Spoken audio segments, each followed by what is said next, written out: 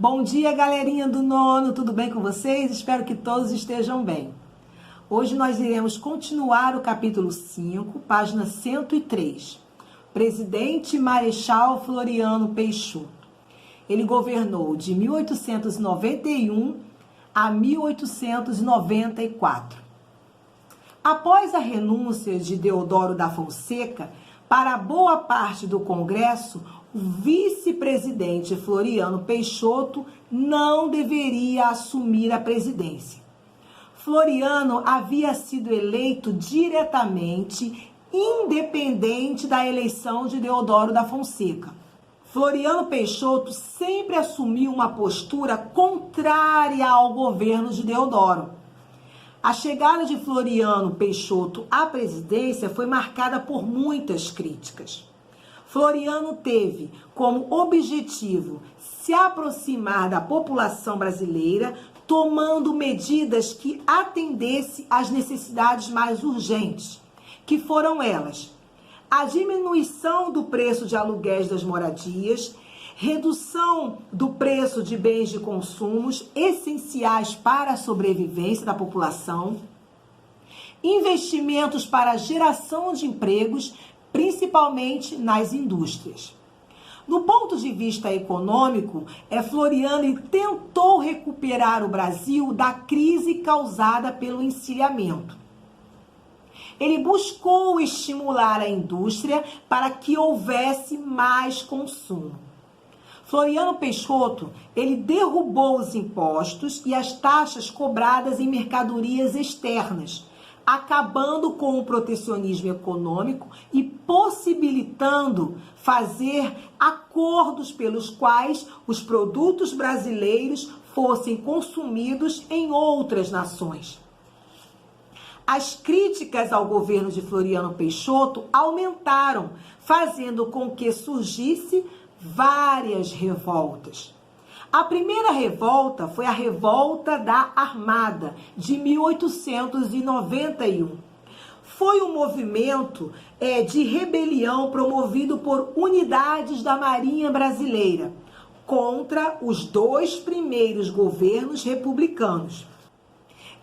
Esse movimento ele ocorreu no Rio de Janeiro, em 1891, como eu já falei, que tinha como foco principal as melhorias das condições de trabalho e salário das Forças Armadas, especialmente a Marinha, que sofria com certo descaso. Tá? Associada à busca por melhorias e condições de trabalho, a parte política gerou o estopim dessa rebelião. Nesse episódio, o Marechal Deodoro da Fonseca, que era então presidente, tentou fechar o Congresso para garantir a sua permanência no poder. Esse fato desencadeou o movimento cuja principal liderança foi o almirante Custódio de Melo, tendo pressionado o governo com ameaças de ataque à sua sede a partir da Baía de Guanabara. Conseguiu a renúncia do presidente Deodoro da Fonseca, que também apresentava um quadro de dispneia, dificuldade de respirar, condição que o vitimou no dia 23 de agosto de 1892. A segunda revolta da Armada foi em 1892 a 1894. Após a renúncia de Marechal Deodoro da Fonseca, vários quadros políticos, principalmente ligados à oligarquia rural do Brasil e aos setores médios da sociedade, contestaram Floriano Peixoto como presidente, defendendo eleições para que o cargo fosse estabelecido. A Marinha, então, organizou uma rebelião liderada pelos almirantes Luiz Felipe de Saldanha, da Gama, e mais uma vez Custódio de Melo. Essa rebelião, eles atacaram a Baía de Guanabara, O Marechal, que na época era presidente, Floriano Peixoto, ele usou como estratégias políticas, ele conseguiu angariar o apoio de vários setores da sociedade, como o Exército, a classe trabalhadora e o Partido Republicano Paulista, derrotando os revoltosos em 1894. Para muitos historiadores, esse fato possibilitou a consolidação da República, devido principalmente à unidade conseguida em vários setores da sociedade.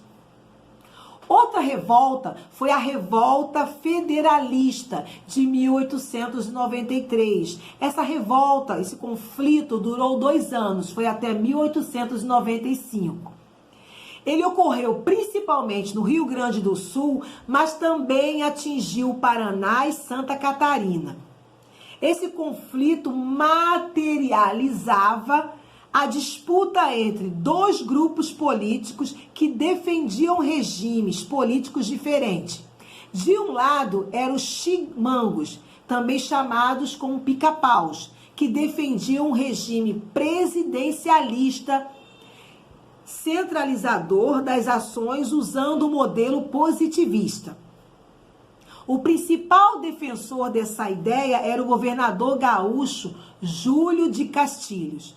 Do outro lado vinham os maragatos. Os maragatos também eram conhecidos como federalistas, tá? Eles defendiam o parlamentarismo e eram contrários ao governo de Júlio de Castilhos. Os maragatos chegaram a se aliar aos líderes da Segunda Revolta Armada, que eram contrários ao governo de Floriano Peixoto, e organizaram uma revolta para derrubar o governador gaúcho em 1893, conseguindo então algumas vitórias. Em reação, Floriano Peixoto fez o quê? Organizou o exército para combater os revoltosos. E em 1894, os maragatos, que já haviam invadido o Paraná, foram derrotados na Batalha da Lapa, também conhecida como o Cerco da Lapa. E no ano de 1895, com o auxílio das tropas paulistas, o exército derrotou na cidade de Pelotas. Agora iremos abordar os oligarcas no poder. A primeira fase da República Velha, ela é conhecida como República da Espada. Após 2 governos de marechais, um civil chegou à presidência, que foi Prudente de Moraes. Esse período da história brasileira ficou conhecida como a República Oligárquica. Prudente de Moraes, ele pertencia ao Partido Republicano Paulista, que era o PRP. Mas tinha o apoio do Partido Republicano Mineiro, que era o PRM, e de Floriano Peixoto. A manutenção econômica agrária estava voltada para a produção de café. Além do investimento na industrialização, era vista como essencial para garantir as oligarcas no poder e controlar qualquer insatisfação popular. Para se chegar a esse ponto, 3 instrumentos eram decisivos: a política dos governadores, a comissão de verificação de poderes e a política de café com leite. Vamos lá? A política dos governadores. Foi um acordo firmado com o governo federal, pelo governo federal com os governadores dos estados brasileiros, que visavam obter apoio para garantir a governabilidade. O acordo se baseava na política de não interferência. Em outras palavras, os governadores apoiariam os candidatos oriundos da elite agrária ligados a paulistas e mineiros. A Comissão de Verificação de Poderes. Essa estrutura política, ela foi criada para que o governo federal pudesse exercer um controle efetivo sobre o Congresso Nacional, mas também sobre qualquer candidato às eleições do Brasil que fosse eleito e tivesse sido diplomado para assumir seu cargo político. Outro ponto foi a política café com leite. Ou seja, foi um acordo firmado entre paulistas e mineiros para que se alternassem na presidência do Brasil. Isso era facilitado bastante para serem os estados mais ricos do Brasil e terem o controle eleitoral. Outra manutenção do poder foi o chamado coronelismo. Essa prática, ela consistia numa troca de favores, em que a pessoa votaria no candidato do coronel em troca de proteção ou de bens materiais que necessitasse. O coronel, ele expressava a força e a consolidação da oligarquia agrária brasileira. Era uma prática de corrupção usada tanto no Brasil imperial quanto no Brasil da República Velha, visando eleger determinados candidatos. Cada aglomerado de pessoas que aceitavam a proteção dos coronéis eram chamados de curral eleitoral. Esses currais eleitorais eram obrigados a votar no candidato do coronel, prática que foi apelidada de voto de cabresto. Era fácil controlar em quem as pessoas votavam, porque o voto ele era aberto.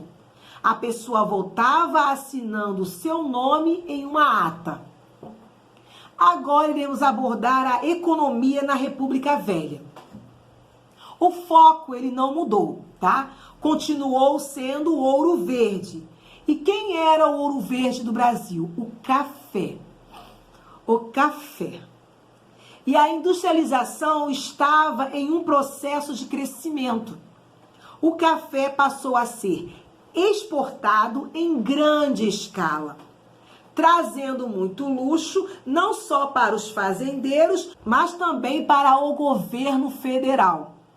A indústria têxtil cresceu a ponto de garantir o consumo interno, fortalecendo a moeda brasileira. Vamos lá, o café. Vamos agora falar sobre o café, tá? Também conhecido como ouro verde, o maravilhoso café. Ele trouxe muita riqueza para o Brasil, foi um produto de agroexportação que teve como principal produtor São Paulo. Nos primeiros anos da República, o café foi o herói e o vilão. Como o mercado europeu estava aberto a esse produto e existia muito recurso para que os fazendeiros produzissem, o café entrou em crescimento. Com a questão da superprodução, o mercado externo não conseguia mais absorver a grande produção brasileira. Aí o que aconteceu? Houve uma recessão econômica e a inflação. Para evitar essa oscilação na economia, o governo federal propôs a São Paulo e ao Rio de Janeiro e a Minas Gerais o Convênio de Taubaté, que consistia em que o governo brasileiro iria conseguir empréstimos externos para que fosse comprado o excedente do café dos 3 estados, na tentativa de afastar o risco da crise econômica. Outro ponto importante aqui foi a indústria. A indústria, no período da República Velha, ela começou a se iniciar assim, tardiamente, bem lentamente, né? Seu processo de consolidação no território brasileiro. Não é um erro afirmar que o dinheiro lucrado com o café foi usado também para investir na industrialização brasileira, principalmente em São Paulo e no Rio de Janeiro. O comércio foi sendo secundarizado e a indústria foi ganhando outro aspecto, como a têxtil, que passou a fabricar roupas em larga escala, abastecendo o mercado interno. Também começaram a produzir outros produtos, como indústrias de alimentos, bebidas e calçados. E a partir daí começaram a exportar esses produtos. Como eram as condições de trabalho desses trabalhadores das indústrias, tá? Eram péssimas condições de trabalho, era uma jornada de trabalho muito longa, cerca de 12 a 14 horas diárias. O salário era muito baixo, mal dava para garantir a sobrevivência, não existia férias e nem folga. Agora iremos abordar as cidades e a modernização do Brasil. Como vamos definir cidade? Cidade é um conjunto de construções em um determinado espaço geográfico, que atribui para moradia e atividades comerciais diversas. Com a chegada dos europeus no século XV, inaugurou no Brasil um novo tipo de cidade, que era voltada para o mercado exterior. A necessidade de suprir o mercado europeu explica a colonização quase totalmente litorânea do Brasil. Ou seja, a população se fixava na parte litorânea. Nas cidades é que o poder também se expressa nos espaços urbanos. Há também os pontos nobres das cidades. Esses pontos nobres, eles eram ocupados pelos representantes dos poderes políticos, religiosos e econômicos. As estreitas ruas coloniais se transformam em avenidas lineares, projetadas para o escoamento rápido de mercadorias. Os portos, eles eram preparados para os almocreves, recebem mercadorias como café por meio de ferrovias. O que são almocreves? Eram pessoas que conduziam animais de cargas ou mercadorias de uma terra para outra em Portugal, durante a Idade Média e também até meados do século XX. Com a modernização, esses espaços urbanos, eles começaram a crescer. Houve uma complexidade nesse crescimento. Então, mudou o perfil social das cidades. A Lei Eusébio de Queiroz, de 1850, que proibia a entrada de escravos no Brasil, ela foi recebida com euforia por aqueles que defendiam a redistribuição dos investimentos destinado ao tráfico para o processo de industrialização. Com a permanência do tráfico interno e do contrabando de escravos, houve então a necessidade crescente de mão de obra, o que levou ao investimento, ao incentivo à imigração europeia. Deixaram então de receber escravos por determinação da lei e começaram a receber imigrantes de outras nações. Então surgiram nessa mesma época os cortiços. Os cortiços e as favelas, elas expõem duas dinâmicas particulares entre si. Os cortiços, também conhecido como cabeça de porco, são o resultado da reutilização de edificações baseada no rendimento de algumas áreas, que é aproveitamento de uma área e compartilhamento de outras, ou seja, dividir o espaço. Os custos são relativamente baixos e a proximidade desses cortiços com os centros econômicos faziam com que eles fossem muito procurados e quase sempre os cortiços eles eram superlotados. Outro ponto importante é o crescimento urbano. Então trouxe um aumento de preço por metro quadrado e, consequentemente, a gentrificação de várias partes da cidade. O que é gentrificação? Vamos lá. É um fenômeno pelo qual o custo de vida de uma determinada região ou bairro sobe em decorrência à mudança do perfil econômico. Ou porque houve um desenvolvimento econômico naquela área, ou porque naquele local tem pessoas abastadas, pessoas com situações financeiras muito boas. Então, o que aconteceu? O combate aos cortiços, ele atende à necessidade de dois princípios. Vamos combater os cortiços. Mas por quê? Por causa da condição sanitária e também por causa da condição econômica. Surge então nesse contexto a Belle Époque.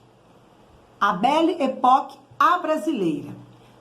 Ele surge com a tentativa de intensidade variável, de adoção dos ideais de ordem e progresso europeu-ocidental. Ou seja, nós temos que embelezar, nós temos que botar ordem na área, nós temos que melhorar a região. Então, o embelezamento do Rio de Janeiro e do Recife tinha como objetivo principal a racionalização e a higienização dos espaços urbanos. Houve, então, o combate aos cortiços e o combate às favelas, que são fenômenos do século XIX.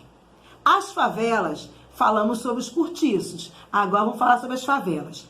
As favelas, diferente dos cortiços, surge fora do tecido urbano. Há uma certa preferência por planície. Então, fez com que a escolha por construção em áreas de encostas ou planos inclinados, como morros, fossem uma condição e não uma escolha. Outro ponto que difere a favela do cortiço é quanto ao uso de materiais de construção. Os cortiços são reutilizações de espaços, ou seja, eles já estavam ali e eles estão reaproveitando aquele espaço que já está construído. Já as favelas são construções novas. Elas são apoiadas em materiais e técnicas consideradas inadequadas. A ocupação do Morro da Providência, por exemplo, no Rio de Janeiro, foi o saldo de vários processos de exclusão social, ligados às leis resultantes de movimentos abolicionistas. Quer dizer, as pessoas não tinham para onde ir, elas foram libertas, elas foram deixaram de ser escravos, deixaram de servir, deixaram de ser escravos, não tinham para onde ir. Então, eles não tinham escolha. Então, essas favelas são resultantes desses movimentos abolicionistas. Agora nós iremos falar sobre a imprensa negra no Brasil.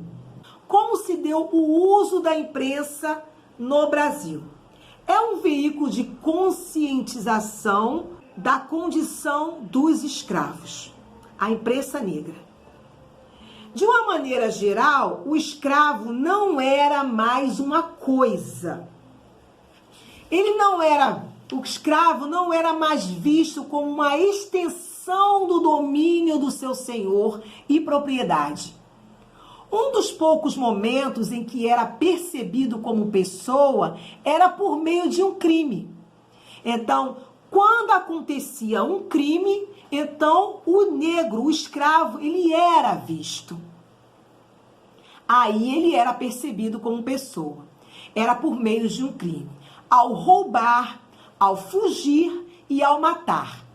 Ele seria visto ou julgado como alguém. Os anúncios de jornais nessa época detalhavam aspectos físicos dos escravos ou comportamentais dos escravos. Os anúncios traziam foco à luz da percepção do escravo, mas não oferecia uma voz própria ao negro. Os escravos fugidos, eles eram anunciados em jornais, o que garantia uma repercussão ao caso. O primeiro a explorar uma imprensa negra foi o Pasquim, o jornal chamado Pasquim. Esse jornal, ele era afixado em locais públicos. E sua produção era financiada por grupos de interesses diversos. Uma prática eficiente para atingir aqueles que não sabiam ler o português, uma vez que a leitura ela tinha que ser feita, poderia também ser feita em voz alta. Então, dessa forma, várias pessoas ouviam o anúncio ao mesmo tempo, Após a assinatura da Lei Áurea e a proclamação da República, houve a construção da identidade cidadã do negro. Então, o ex-escravo, ele começou a se inserir em um contexto de um novo panorama político. Em São Paulo, por exemplo, tinham jornais como A Pátria e tinha um outro jornal chamado O Progresso. Esses jornais, eles trouxeram debates mais claros e delimitados sobre a condição dos negros e o alto número de escravos sem trabalho. As questões dos operários de origem europeia. Então, esses jornais, eles serviam para poder relatar, divulgar as condições dos negros, que eles estavam livres, mas que eles estavam desempregados. Eles estavam à mercê da sociedade. E outro fato também era os operários de origem europeia que trabalhavam nas fábricas e que também eles eram muito explorados. Agora iremos abordar os conflitos rurais e urbanos. Os movimentos rurais e urbanos surgiram no Brasil em função não só da crise social vivida, mas também pelo controle político e social e econômico. Muitas rebeliões tiveram participação direta da religião e dos aspectos culturais de cada região envolvida. 3 movimentos rurais merecem destaque. O primeiro dele é a Guerra de Canudos. A Guerra de Canudos foi um movimento de caráter político, religioso e social, que teve como seu principal líder Antônio Conselheiro. Ele criou a comunidade em Canudos, no interior do estado da Bahia, onde o trabalho e a produção seriam coletivo. O movimento ele foi combatido pelo governo federal por meio de militares e pela Igreja Católica, sendo seu líder acusado de falso profeta e inimigo do Brasil, por querer criar uma região independente do país. Esse conflito durou apenas um ano. Foi de 1896 a 1897. Antônio Conselheiro, ele era cearense. Não tinha a intenção de lutar contra a pobreza e a fome que o povo passava. Estava vivendo em fuga por ter sido traído pela sua esposa. Ele começou a peregrinar pelo Nordeste e ele começou a observar a pobreza do povo. Nessas suas peregrinações, ele afirmava que Deus tinha ordenado que ele formasse uma comunidade em que todos teriam direito a tudo e deveriam seguir a liderança do beato Antônio Conselheiro. A figura popular de Antônio Conselheiro cresceu bastante no Nordeste brasileiro. Muitas pessoas necessitadas, trabalhadores do campo, retirantes da seca, passaram a procurar o beato, que logo viu a necessidade de se fixar em um determinado local. Nesse local onde eles viviam, eles praticavam a agricultura, cuidavam de animais para consumo, usavam o couro para fazer roupas, havia uma disciplina rígida e todos deveriam acreditar em Deus e respeitar Antônio Conselheiro.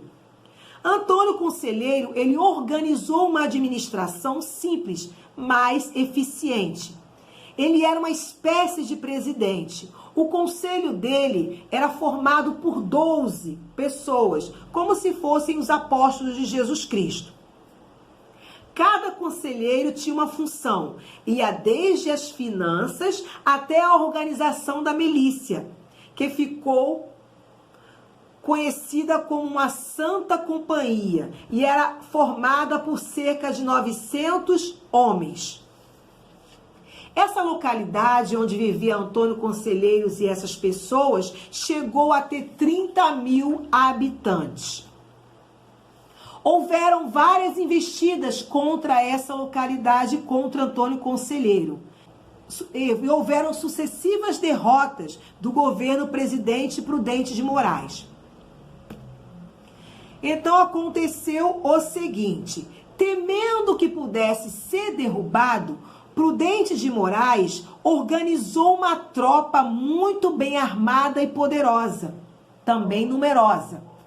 Cerca de 10.000 soldados e 18 canhões, sob um olhar do ministro da Guerra, Carlos Machado Bittencourt. Destruíram o arraial de Belo Monte, matando todos os seus habitantes, inclusive Antônio Conselheiro. Outra guerra que nós iremos abordar é a Guerra do Contestado, que foi em 1912 a 1916. Esse movimento, ele teve características semelhantes ao de Canudos. Era uma região rica em madeira e de ervas, que era disputado por Santa Catarina e o Paraná. Um conflito da população local e de trabalhadores contra o Estado brasileiro. Esse conflito durou 4 anos. Muitos moradores desse local foram expulsos de suas terras por ordens dadas pelos governos dos estados. A situação se agravou ainda mais quando os trabalhadores construíram uma ferrovia que ligava São Paulo ao Rio Grande do Sul. O governo federal começou a pressionar os próprios estados, exigindo que o povo e os trabalhadores sem terra fossem expulsos. No meio desse conflito, surgiu a figura de um ex-soldado que virou monge, de nome José Maria. Também ele era visto como um beato que defendia uma sociedade igualitária e que todos tivessem acesso ao que produzisse. Ele criou uma milícia para resistir à expulsão do povo das terras do Contestado, que ficou conhecida como 12 Pares de França. Essa milícia, ela foi inspirada na tropa pessoal do rei Carlos Magno da França. Eram contratados mercenários, mais conhecidos como jagunços, para combater as milícias, sendo também usados alguns soldados. Mas foi o descaso do governo federal diante da milícia que acabou prolongando o conflito. Esse conflito matou mais de 5.000 pessoas, sendo a maioria civis e milicianos.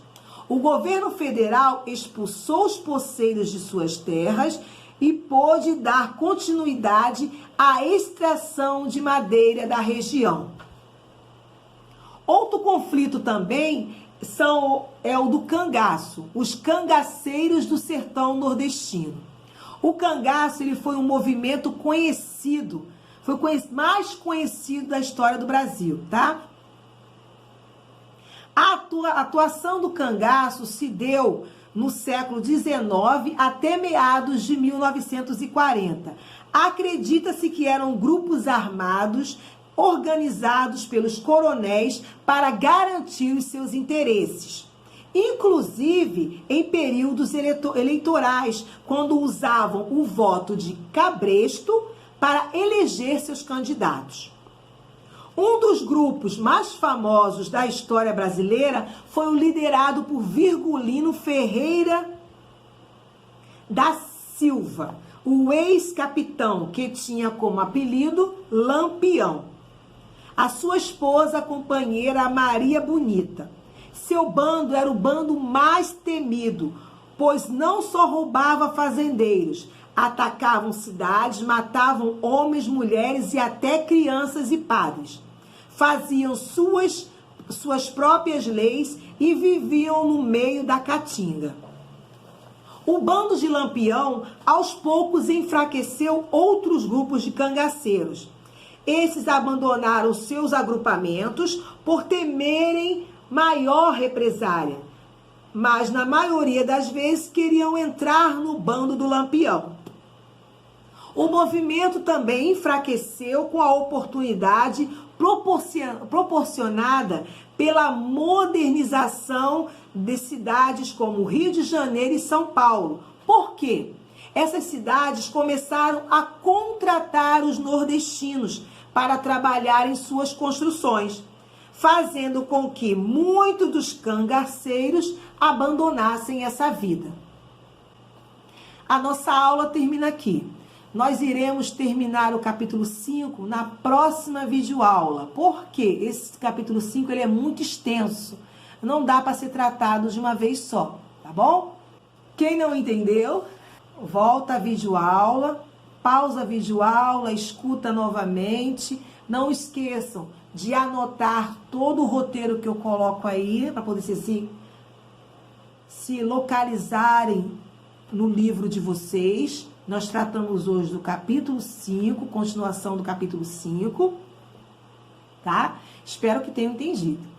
Vou deixar atividades para vocês do dia na página 72, 73, 79 e 80, tá? Façam as atividades do livro. Quem está nas aulas presenciais, levem os livros para eu poder ver, para eu poder vistar. E quem não está nas aulas presenciais, apenas remota, mandem por e-mail as atividades, tá bom? Agora eu vou me despedir de vocês. Fiquem com Deus. Fiquem em casa e se cuidem. Tchau!